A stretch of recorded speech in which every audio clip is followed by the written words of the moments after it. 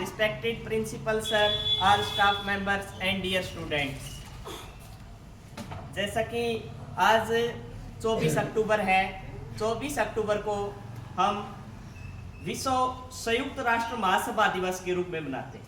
संयुक्त राष्ट्र महासभा है क्या? UNO, United Nation organisation.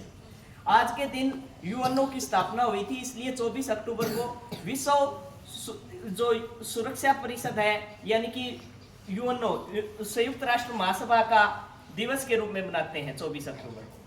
तो संयुक्त राष्ट्र महासभा की स्थापना 24 अक्टूबर को हुई थी। इससे पहले क्या था, ये क्या काम करती है, इसके बारे में हम आज थोड़ा विस्तृत से बताएंगे। संयुक्त राष्ट्र महासभा की स्थापना 24 अक्टूबर 1945 को हुई थी।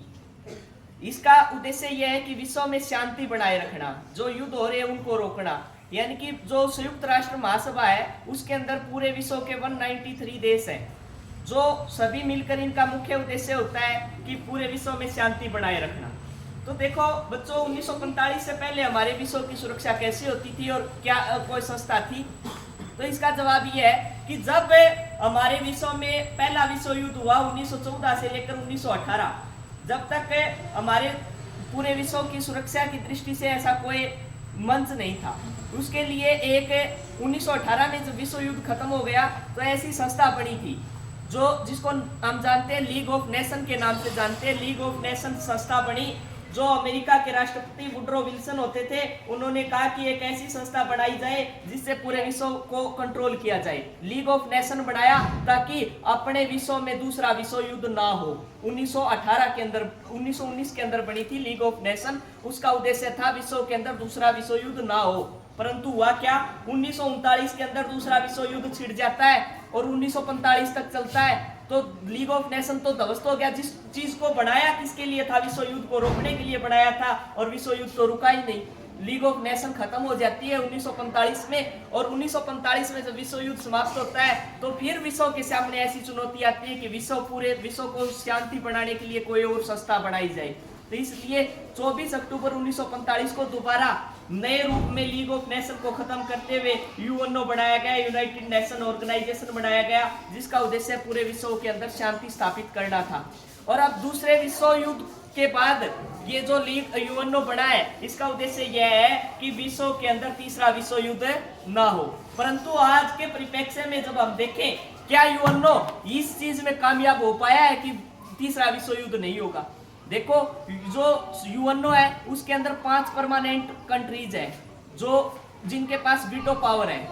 वो है अमेरिका, ब्रिटेन, फ्रांस, चीन और रूस। और इन्हीं के प्रभुत्व के अंदर सारा विश्व घूम रहा है और ये अपनी पावर का मिसयूज कर रहे हैं। तो इस तरीके से अगर मिसयूज ये पावर करते रहे तो ऐसा पॉसिबल नहीं है कि इस यूएनओ तीसरा विश्व युद्ध रोक पाएगा। क्योंकि 1 साल हो गए रूस यूक्रेन के अंदर इतना भारी युद्ध चल रहा है। अगर शांति स्थापित करनी है तो यूएनओ अपना कदम उठाए, क्योंकि एक शक्तिशाली देश दूसरे शक्तिशाली देश को, मतलब एक कमजोर राष्ट्र को पीस रहा है। अमेरिका और रूस की लड़ाई के अंदर यूक्रेन पिसता जा रहा है। और वैसे ही आज के परिप्रेक्ष्य में अगर हम देखें तो क्या हो रहा है, इजराइल और ईरान की जो अभी वर्तमान में लड़ाई चल रही है उसके अंदर अमेरिका अपनी ओर से उसको बढ़ावा दे रहा है। और इजराइल ने तो यूएनओ का जो चीफ है एंटोनियो गुटेरेस, उसको ये प्रतिबंध लगा दिया कि इजराइल के ऊपर कोई टिप्पणी ना दे। यूएनओ के जो चीफ गुटेरेस है, उन्होंने बयान दिया कि विश्व की शांति के लिए इजराइल और ईरान है उनको शांति के लिए आगे आना चाहिए। परंतु शांति के लिए क्या, वो तो उनको प्रतिबंधित कर रहे हैं। तो ऐसे संभव नहीं है कि तीसरा विश्व युद्ध नहीं होगा,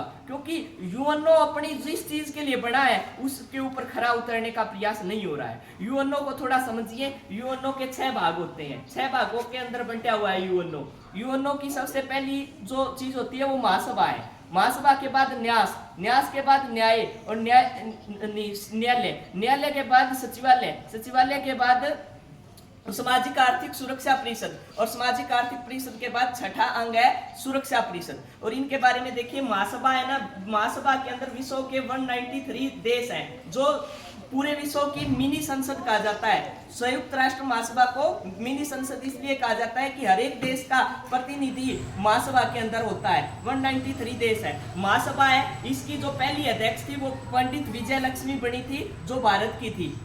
ठीक है, और महासभा के बाद जब हम देखते हैं न्यास, न्यास क्या होता है? ट्रस्ट होता है। ट्रस्ट का मतलब जो महासभा चल रही है उसको चलाने के लिए फंड कहां से आता है? उसको फंड पूरे विश्व के 193 देश देते हैं, परंतु इस न्यास के अंदर भारत का कंट्रीब्यूशन 1% है। 1% जितना भी खर्च होता है उसका 1% हिस्सा भारत भी देता है यूएनओ को चलाने के लिए, ठीक है।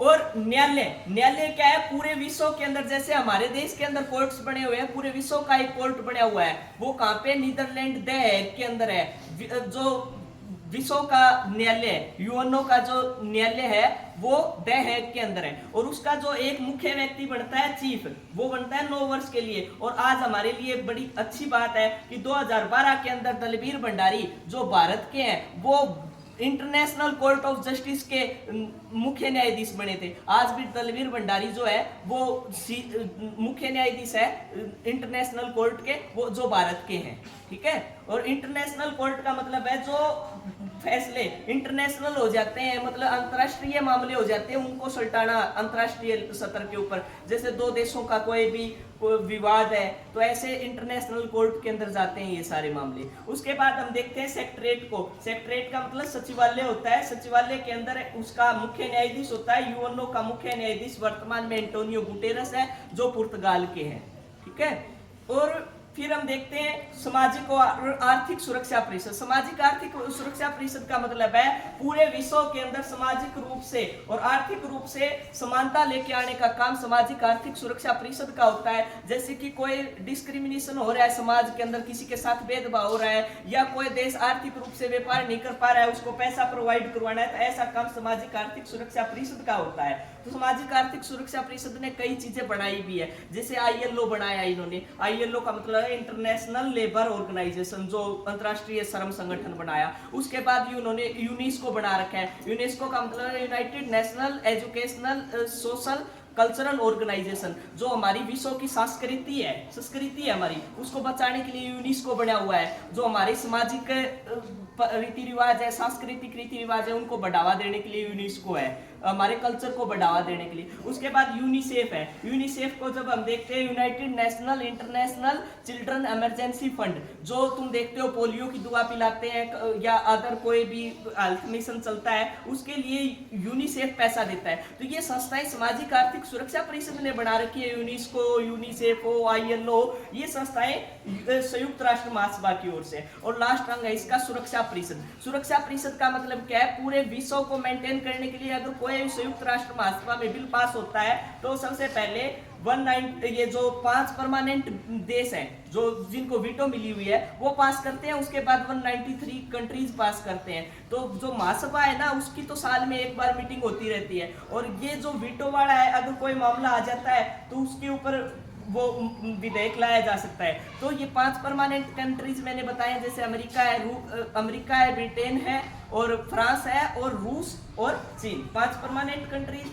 और सुरक्षा परिषद के अंदर 5 परमानेंट कंट्रीज और 10 अस्थायी मेंबर्स होते हैं। अस्थायी का मतलब 193 है, इसमें से 10 सदस्य है, वो हर 2 साल के लिए इसके मेंबर्स बनते रहते हैं। तो यानी कि 15 सदस्यों की सुरक्षा परिषद बनी हुई है। अगर कोई युद्ध छिड़ जाता है तो उसके ऊपर विधेयक लेके आना है तो 5 परमानेंट कंट्रीज है। जैसे फैसला तो ऐसे ही होता है, 5 मेंबर है, 3 अगर एक तरफ वोट दे देते हैं तो उसी हिसाब से होता है ना, तो उसी अकॉर्डिंग ये 15 मेंबर्स की सुरक्षा परिषद है। तो ये पूरा सुरक्षा परिषद, आज हम यूएनओ दिवस मना रहे हैं, हमें पता होना चाहिए कि यूएनओ है क्या और आज के परिप्रेक्ष्य में ये क्या काम कर रहा है। तो इसके बारे में आज सभी अपनी नोटबुक में लिखोगे जो बताया गया है। जय हिंद, जय भारत।